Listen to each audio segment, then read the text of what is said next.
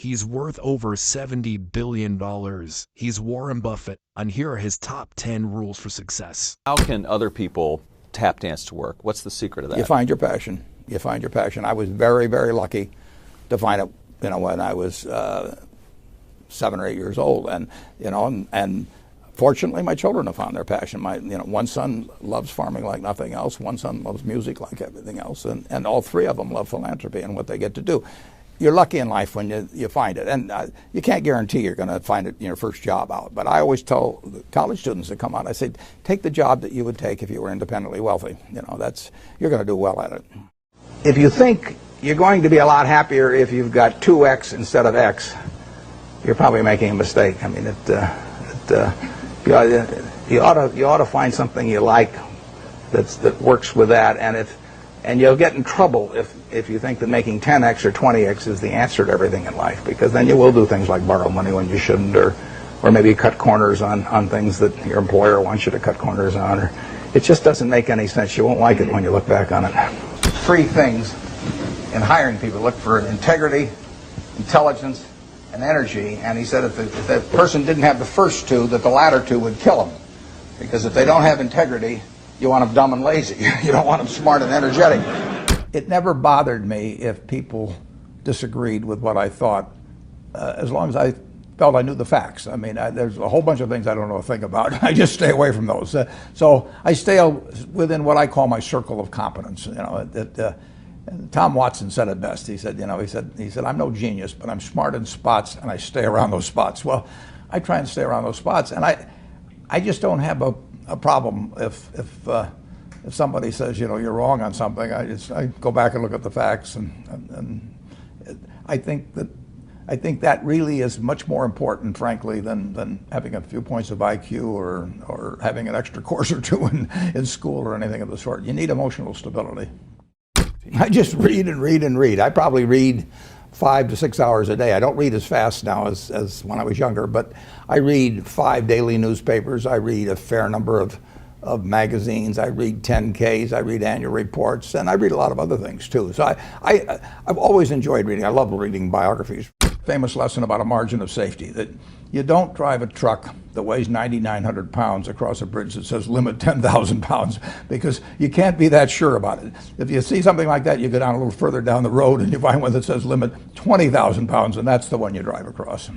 The nature of capitalism is that people want to come in and take your castle. It's perfectly understandable. I mean, if I'm selling television sets or something, there's going to be 10 other people that are going to try and sell a better television set. If I have a restaurant here in Omaha, people are going to try and copy my menu and give more parking and take my chef and so on. So capitalism's all about somebody coming and trying to take the castle. Now, what you need is a castle that has some durable competitive advantage, some castle that has a moat around it.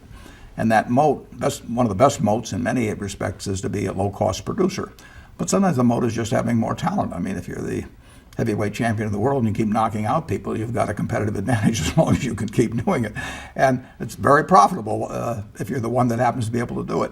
If you can turn out great motion pictures, I mean, Steven Spielberg, I mean, he's a fellow to bet on, and it has enormous economic value.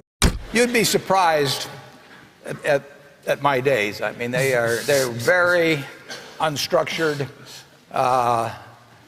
no meetings. None. I mean, I don't like meetings, and I read a lot. I wish I were a faster reader. I'd get more done. But I do read a lot, and I'm on the phone a moderate amount. Our businesses run themselves basically out there. My job is allocating capital, and that's what I'm thinking about. But I don't like to have things all packed hour to hour to hour. And Bill and I are both extraordinarily lucky. I mean, we really get to do what we like to do, the way we want to do it, with people that we choose to be around, and they're terrific.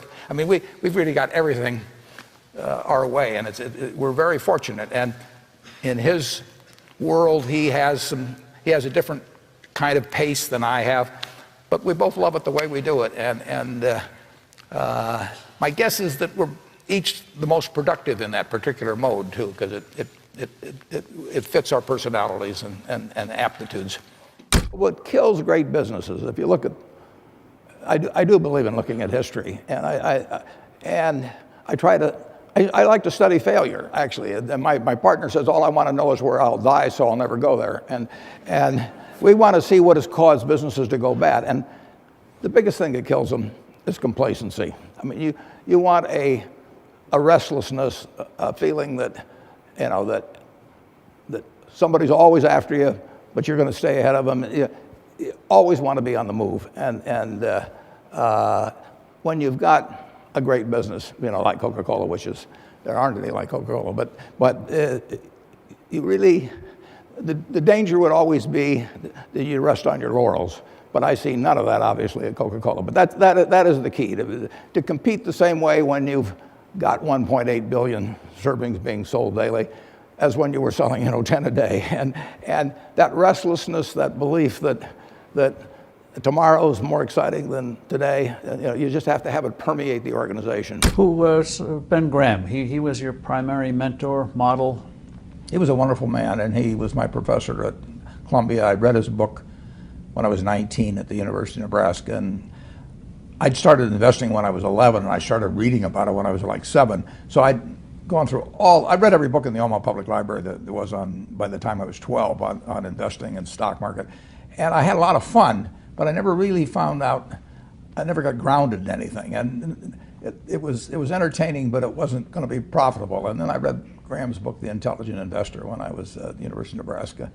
And that just opened the whole thing up to me. Yeah, and I named my oldest son is named Howard after my dad, Graham Buffett, and he was a marvelous man. Never expected anything from me in return. Ben Graham, in his low teens, looked around and he looked at the people he admired, and he said, I want to be admired, so why don't I just behave like them? And he found there was nothing impossible about behaving like them. And similarly, he did the same thing on the reverse side in terms of getting rid of those qualities. You have given a lot of fabulous advice, but what's the best advice that you've ever received?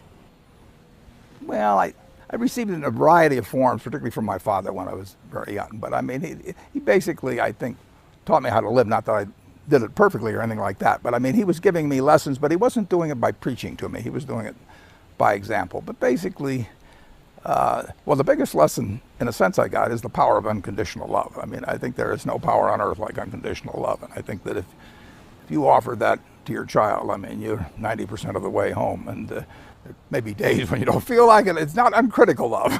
That's a different animal. But to know you always can come back, I mean, that is huge in life. That takes you a long, long way. And I would say that every parent out there that can extend that to their child at a very young age, it's going to make for a better human being. And you felt like you got that kind of unconditional love from your dad? I absolutely did, yeah. That is a powerful thing. It is a powerful thing.